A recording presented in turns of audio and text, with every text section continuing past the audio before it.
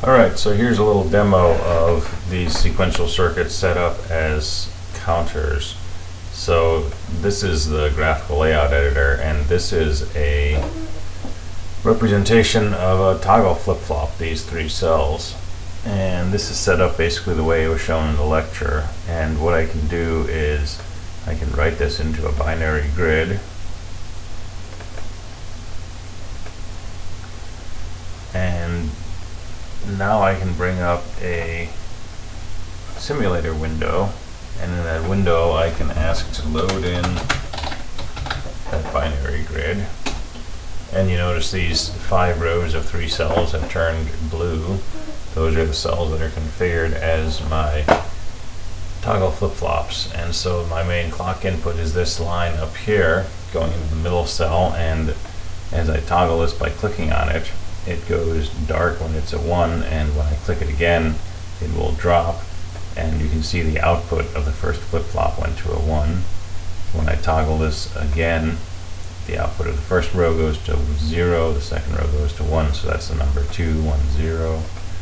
There's 3, 4, 5, 6, 7, 8, and so on. So nothing too surprising going on there, but it is a ripple carry counter, and that can be useful in a number of ways. As an example, I can take that same circuit and I can paste a match column onto the right of it, and I'm just going to do a 3-bit counter in this case, and each of these columns will match a particular bit pattern, all 0, 0, 0, 1, 0, 1, 0, and so on. In other words, they're each going to match successive numbers, and I can write this into a binary file. And now if I bring up my window, and I'm going to make it a little wider